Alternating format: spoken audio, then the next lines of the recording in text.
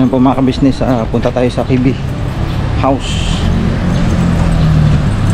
Wala yung mga tropa pits nasa paghatid kay kay Intoy sa papuntang Bicol. Hindi ko alam kung didiretso sila ng Bicol mga ka-business. Sila si Juan.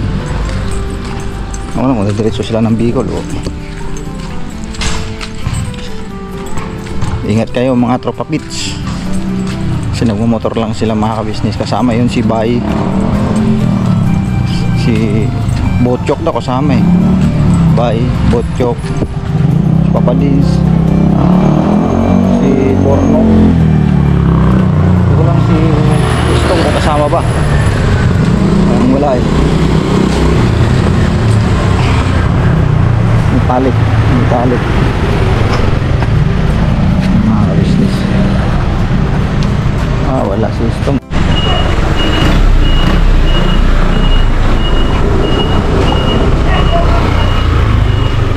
So yan po mga ka-business, natapos natin yung yung Ford Ranger mga ka-business. Hindi ko na vlog kanina mga ka-business, na minamahal kasi nagcha-charge pa ako ng battery kasi lubat yung battery ko mga ka-business. Tapos na natin yung Ranger. Ayun, ginamit na ni Boss Dave. Umalis na si Boss Dave. Ito naman yung natin, nilinis. Ito si Metallic mga ka-business, si Metallic. Ito naman ang nililinis ko ngayon mga ka-business. So dito na lang tayo sa loob, tapos na yung dyan sa labas. Na lang dyan sa labas, yung mamaya punas na lang yan para pang finish ba.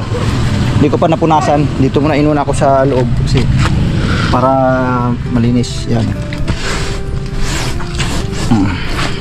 Hindi man siya ganun kadumi, pero kailangan pa rin natin linisin mga ka-business.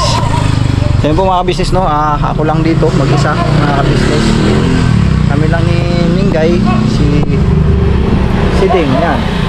Bali lang kami nandito sa KB House. 2 M's, ako isang kagwang. Kasi si Estong, si Papadin, si Bornok ay sinamahan nila si Intoy nung pag-uwi nga ng probinsya mga ka-business. Wala kasing gusto rin nila mag-rides mga ka-business. Maaga sila umalis, ako lang dito naiwan kasi hindi ba pwede rin sumama pa ako kasi hindi ko nga rin alam madaling araw na nakaalis na pala sila. Tsaka hindi ko na rin kailangan talagang sumama pa kasi siyempre pag lahat pa kami doon, wala na maiwan dito pag may importanteng lalakarin. Minsan kasi malabas yan si ate, may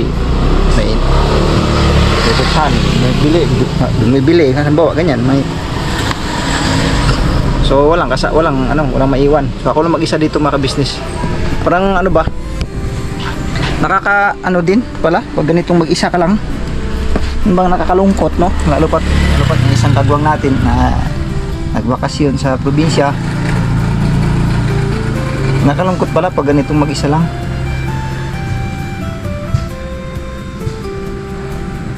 Wala talagang ingay-ingay dito. Wala talaga. Si Mingay ando sa loob. Naglaba yun si Mingay dyan tapos upasok muna. Ang nakakapanibago pala pagka ganito. Yung minsan pagka maalam niyo naman pagka yung nandiyan kami lahat magsama-sama, doon yung mga pilitan. At saka si Bay at saka si Junjun nandun kasama rin pala. Baga ang kasama pala nila doon si Bay, Junjun, si Istong, si Papadin, si Bornok, at saka si Botchok yata andun kasama rin si Botchok. Tsaka di ko alam kung sinong background ni Botchok. Basta nandun kasama ata ng pagkakalam ko mga ka-business. Yun nga, nakakalungkot. Nakakapanibago talaga. Ikaw lang mag-isa rito, wala kang malang kausap na ibang kagwang. Isa lang ako. Dito lang kami. Hindi rin kami umalis ni Kuya.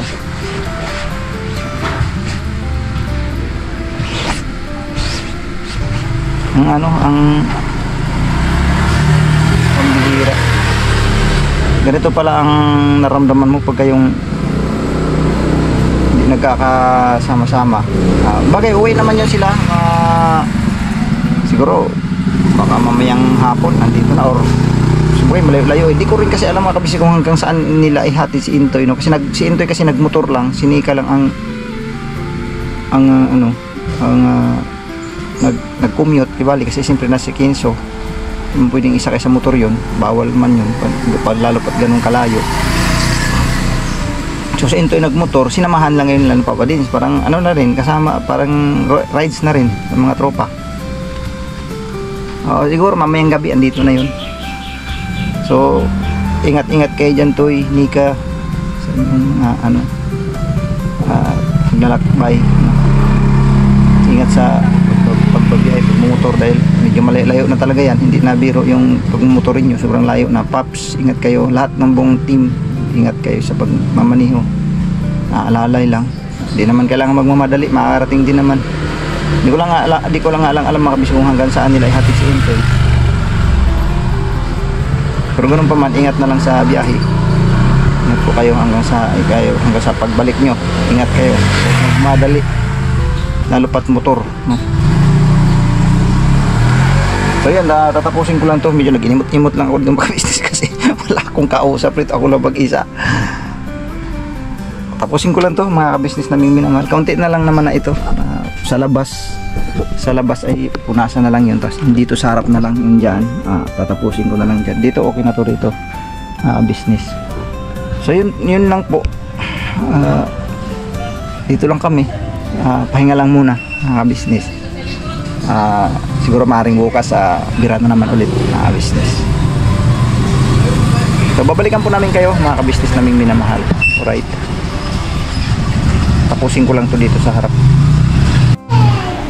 Ano, tintab na mga ka-business. Ford yung isang Ranger tapos na. Hindi ko na nakuhanan kanina ng yun kasi malubat nga tayo. Ito, tapos na. Ano lang naman to, malinis pa to mga ka-business, hindi naman madumit eh. Tapos yung isa doon sa kabila, si metallic, tapos na rin. Malinis na yan. Ford, si metallic. Oo, grabe, kintab po mga ka-business yun. Tapos na dyan. Malinis na. Ito, malinis na rin. Mga bigas natin dito. Alright mga ka-business, so natapos natin yung tatlong sakyan mga ka-business. Kaya lang parang makulimlim na naman. Pambira, ayan na naman yung ulimlim, nako, ano naman to. Okay lang kung umulan man siya, mabasa man ito, at least malinis naman siya. At alam ko wala namang ngayon, wala naman lakad ngayon mga ka-business. Pahinga, relax lang muna mga business naming minamahal. Alright, kasi ako lang dito mag-isa eh. Ako lang mag-isang kagwang nandito mga business. Alright, ayan. Sarap pa naman manihuin pagka malinis mga business. Pagkasarap manihuin talaga naman. Parang feel na feel mo talaga yung bagong-bago ang dating ba. Ayan. Okay na. Linis na mga ka-business.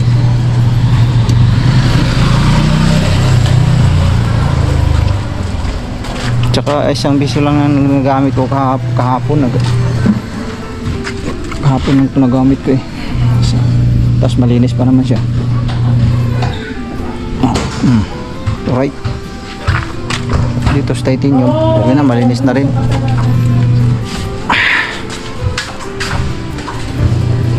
Okay. Ano?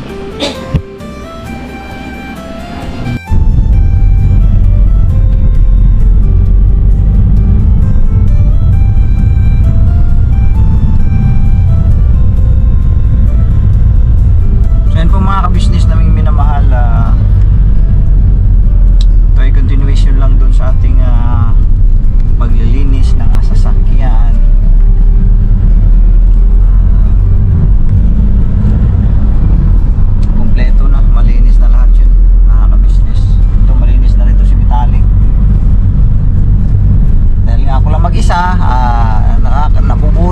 ka-business, ginawa ko na lang, naglinis-linis ako sa mga sasakyan doon sa KB House. Yun, mga ka-business, sasakyan ni Kuya. Ayan. Sayang po mga ka-business, may pupuntahan lang ako mga ka-business na minamahal. Pinakisuyuan ako ni Kuya. Pupuntahan ako dito sa Paro, mga ka-business. So kasama ko si Iya doon nakahiga. Antok pa yun eh. Tapos nung narinig yung tunog ng sasakyan, andar, napunta pa. Mayroon lang akong pupuntahan sandali, may pinapapuntahan lang si Kuya tsaka si ate. Biglang yun, sama ako, sumama nga, kaya nahiga naman doon sa likod. Yan po mga ka-business, dito tayo sa may Saranay. Yan naman, Saranay mga ka-business.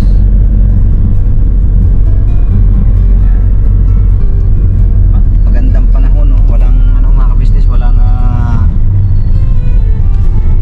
tawag nito, walang ulan, no? Walang ulan, ang ganda ng panahon.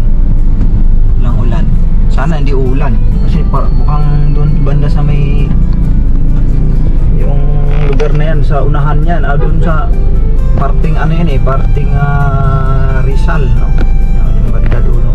Medyo makulimlim, pero ewan ko lang kung sana hindi na uulan kasi ang hirap pag panay ulan mga ka-business. Ang hirap pag panay ulan, walang hindi ka makakapagpatuyo ng mga damit. Ang hirap magpatuyo ng damit mga ka-business, kahit pa sabing yung naka dryer, iba pa rin talaga pag tuyo sa araw eh. Tsaka parang hindi ka makakilos na maayos pagka panay ang ulan mga ka-business. Pero pagka ganitong walang ulan, so sarap lang sa pakiramdam. Dapat ganitong mga oras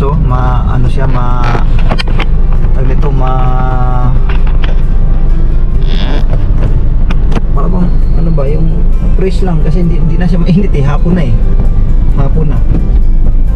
Sarap nito pagka mga ka-business sa mga tabing dagat, yung palubog na yung araw. So ang sarap magtambay sa tabing dagat, tapos yung marinig mo yung hampas ng alon na, yung maliliit na alon lang, ganun ba, no? Bumabagsak sa dalampasigan. Kasarap ang pakiramdam mga ka-business. Kaupo ka doon sa mga bato, tingin-tingin ka doon sa laot. Tapos naghintay ka ng may mga parating na mga mananagat baga. Hintay ka sa kanila, tapos tulong-tulong kang buhat sa bangka. Pagkatapos sabay hingi na, mayroong pang dyan, pang kinilaw dyan, bibigyan ka ng 1 piraso, 2 piraso, depende sa kuha nila. Pagka marami-rami ang kuha nila, yung 2 piraso, kulang pa yan. Bigyan ka, dakutan ka lang ng ganyan eh. Ito pang sugba, pang inihaw, o kaya pang kinilaw. Maalala ko yan talaga sa matagal kasi ako nakatira sa Surigao mga ka-business naming minamahal. Ito'y lang, kunting trivia lang mga ka-business. Yung talaga nagiging tambayan pagdating ng hapon, pagkatapos ng eskwela, pagka uwian. Tama-tama talaga yung medyo padilim na mga ka-business. Doon ako magtatambay niyan sa baybaying dagat. Kasi ang bahay ng yung ng mga nanay-nanayang ko roon, mga kamag-anak lang namin, ang bahay nila halos nasa lang talaga, nasa baybay na lang talaga halos. Kaya sabi ko nga sa'yo, pag bumabagyo, yung dagat abot dun sa mismong nila eh, yung mismong ano bang tawag niya sa Bisaya, yung nataran ba, bakod nila, abot dun sa pinakabakuran nila yung dagat. Ganyan kalapit ang mga bahay doon mga ka-business. Kaya doon ako nagtatambay. Kaya yung wire wire, extension wire, pagka magdala ako ng karaoke, uso kasi dati karaoke, tapos cartridge pa nung araw, maglalagay lang ako ng yung extension wire papunta doon sa baybay, abot talaga. Tapos doon ako magpapatugtog ako tapos habang naghintay-hintay ng may mga dadaog na namamangka, nahihingi ng mga yung isda, tapos iihawin din namin, sugba din namin doon sa tabi ng dagat, sa tabi ng baybay. Tapos andyan na, maya andyan na yung mga tropa, magpupunta na yan. Tapos may dala akong gitara. Naku, doon na magsimula ang inuman mga ka-business. yung tanduay na lapad kung tawagin, tanduay na malapad ang bote. Sus, naku, grabe, mani-mani ko lang inumin niya na 10 bote. Sus, pero marami naman kami. Pero yun nga, ganyan kasing naging ano ko dati, tambay-tambay sa tabing baybay. Ang saya kaya mga ka-business, kahit hindi pa kasi uso dati ang ano yung cellphone. Wala pa man yung, pero meron na ba? Parang wala pa talaga wala pa talaga dati yung cellphone na yun kaya makailan lang naman yung nagsimula yung cellphone mga ka-business. Wala pang cellphone noon mga ka-business namin minamahal. Ang naging nagsisilbing libangan namin, gitara o kaya patugtog sa cartridge, no? Patugtog, salang mo cartridge, tapos karaoke. Lagabog yung karaoke. Lalaki pa naman ang karaoke namin doon sa probinsya, yung Tatak Sharp, yan, Sony. Sus, kaganda, tugtugan mga ka-business. Tapos maya andyan na yung mga tropa, inuman na. Ganyan ako dati mga ka-business namin minamahal. Nakaka-enjoy lang isipin yung mga ganoong parang magbalik ba tayo tanaw sa mga nakaraan mga ka-business namin minamahal. Tapos pagka linggo, Sabado at Linggo, tumutulong ako doon sa aking nanay-nanayan. Tutulong ako doon, nanay, tatay. Sa gabi, minsan nag-ano ako, ito yung namimingwit, no? Sa yan lang, sa malapit lang naman, hindi na doon sa pinakalaot, sa malapit lang namimingwit ako. Tinataon ko pag namimingwit ako, yung may malaking buwan, yung madalas na nakukuhang isda, yung tinatawag na ibis. Tsaka yung tinatawag ng mga paga-paga, yung namimingwit ako niyan. Tapos manghiram ako ng bangka, baruto, sa Bisaya baruto hiram ako niyan, tapos mamimingwit ako. Tapos hihintayin din ako na ng auntie ko, hintayin ako niyan na pag nakakuha na ako, sasabawin namin yun kahit gabi na. Kauwi ako siya alas 11 ng gabi, alas 12, sasabawin yan. Tapos yun, kakain kami. Napakasariwa yung isda kasi kakukuha lang ang sarap higupin yung sabaw, manamis-namis pa. Kahit kuan lang ilalagay mo, tanglad sa kaunting malunggay. Sus, ang sarap talaga, grabe. Pagkabagong kuha na isda, yung talagang sariwang-sariwa kasi talaga ikakukuha lang. Tapos sabawan mo kaagad, ang sarap. Yung ibis, yung ibis, ang pagkakaintindi ko niyan dito sa Tagalog, tawag niyan yung ano bang tawag dito niyan dito? Bisugo. Parang yun ang pagkaintindi ko niyan dito. Yung ibis man tawag sa amin yan. Pero bisugo pala dito yan. Yung mapula ang isda, mapula ang kulay. Tapos yung tinatawag na baga-baga, yung malaki ang mata na kulay pula. Ang kaliskis niya ay sobrang pino. Yan. Yan ang mga madalas ko nakukuha pag tuwing may buwan, maliwanag. Yan ang mga nakukuha ko. Tapos pagdating sa linggo, umaga, halimbawa Sabado ng umaga, Linggo ng umaga, nasa bukid kami. Tulong-tulong ako doon, kukuha kami ng mga harvest kami ng mga tinatawag na sa Surigao kasi ang tawag dyan sa kuan yung bang kamuting kahoy, balinghoy, kalibre ang tawag nila niyan doon mga ka-business sa Surigao, kalibre. Kalibre ang tawag nila niyan doon anong kanin kalibre lang. Ang masarap sa kamuting kahoy kapag kinilaw talaga. Tapos o kahit tinula, masarap yan siya. Yun ang pinakakanin mo mga ka-business. Doon sa Surigao dati, danas ko yan, mga ganyan. Kamuting kahoy. Tapos magbabaon kami niyan sa laot pag namamasol kami o namingwit kami. Magdadala kami niyan ng balinghoy, tapos suka, mga kailanganin namin doon sa kinilaw sa laot. Pag nakakuha na kami, kilaw na. Tapos yun yung pinakakanin namin, yung balinghoy. Busog mga ka-business. Ang sarap. Kuan baga yung healthy ang pagkain.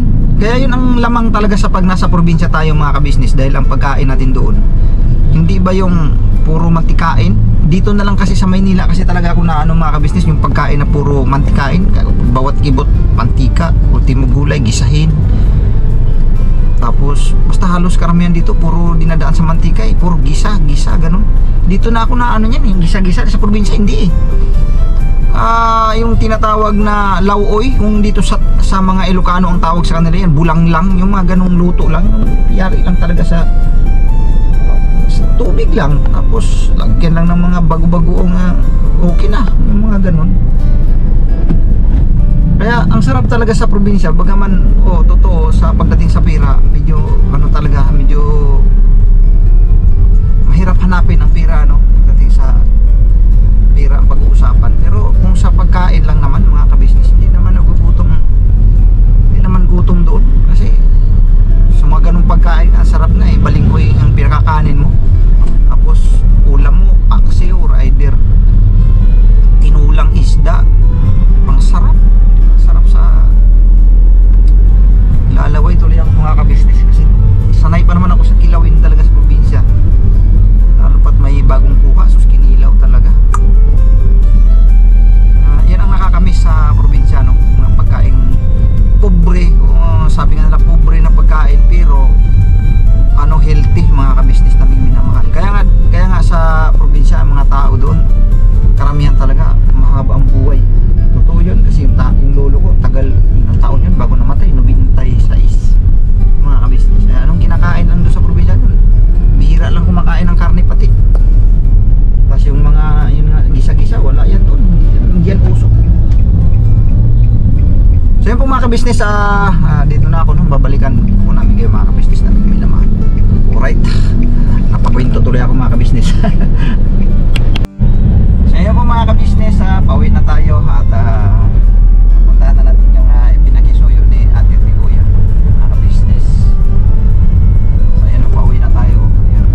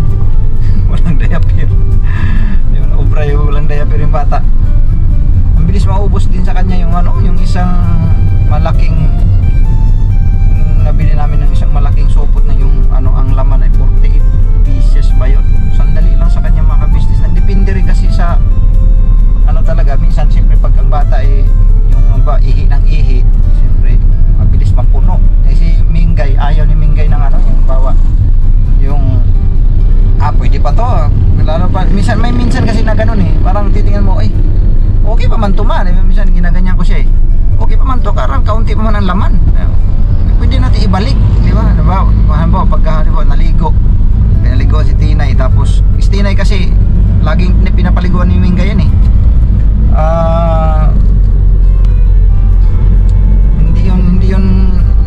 hindi yun yung parang sa isang araw isang bisis lang paliguan, hindi.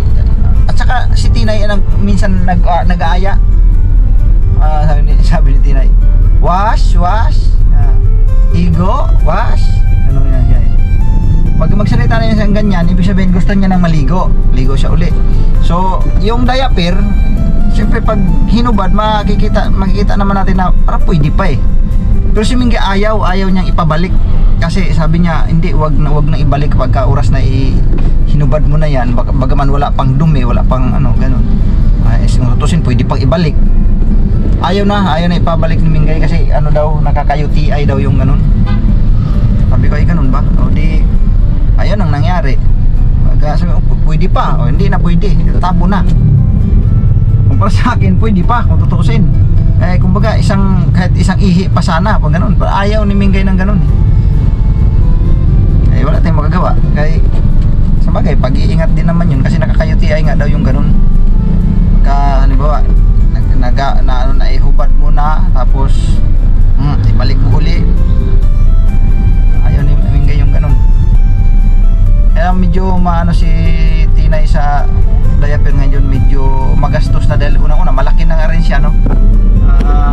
Para sa kanya yung diaper, kumbaga malakas na siyang uminom ng tubig sa madaling sabi. Kaya ang din ang ihi niya rin ay parang halos pang malaking tao na rin. Kaya sandali mapuno yung isang So, ngayon pagdating ko bibili kami. Siguro motor na lang kami mga ka-business. Ito yung sinasabi namin na kainan dito mga ka-business. Dito. Yan. Pag tuwing gabi dito mga ka-business, napakaraming tao dito. Makikita nyo po yan. Tapos sa kabila, meron din yan mga ka-business. Sa kabila tayo. Yan. Marami din yan. Marami na nga nakatambay dyan. Tapos dito. Mula yan doon sa dulo hanggang dyan yan. Marami yan mga ka-business. Pag gabi dito, grabing tao dito pag gabi. Ito yung Saranay Road. Saranay Road. Ito yung pinakamaraming tao pagdating sa gabi dito. Sobrang dami talaga. Na to dito samantala nung araw, Diyos ko, nakakatakot na dumaan dito Hindi pa nakatagos yan dyan sa SM, wala pa yan. Hanggang din lang yan dyan sa may kanto. Hanggang dito lang yan. So to dati, parang jogginganan ng mga tao. Dito nag-jogging ang mga tao kasi kukunti ang mga sasakyan. Kasi ang mga dumadaan dito, yung mga papasok na sa mga subdivision dito. Kasi walang tagusan pa yung araw Kaya nakakatakot dumaan dito pag pupunta ka dito. Puntahan ka lang dito, nakakatakot kasi wala pa yan mga bahay, wala pa yan pero ngayon grabe na, sobrang daming tao na mga ka-business. Ang bilis na develop ang lugar, may marami ng mga establishmento rito. Ayan, may bago na naman, Moto Tire, yan, bago na naman yan.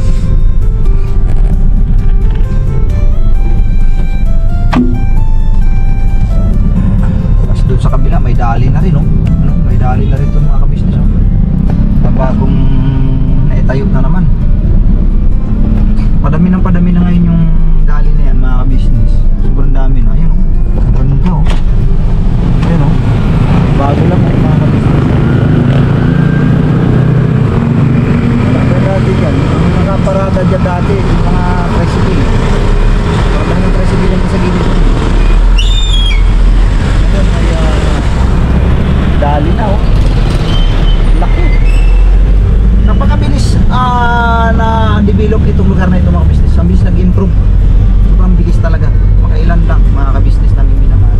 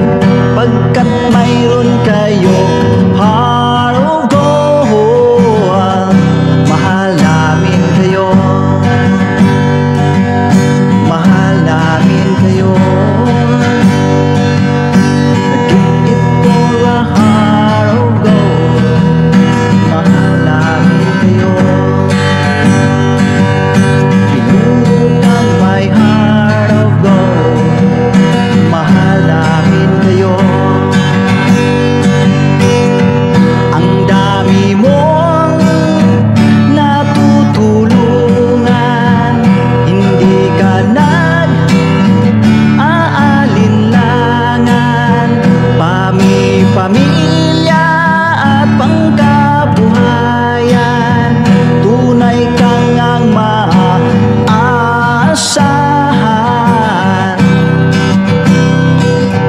Mahal namin kayo, pinuno kang my heart of gold. Mahal namin kayo,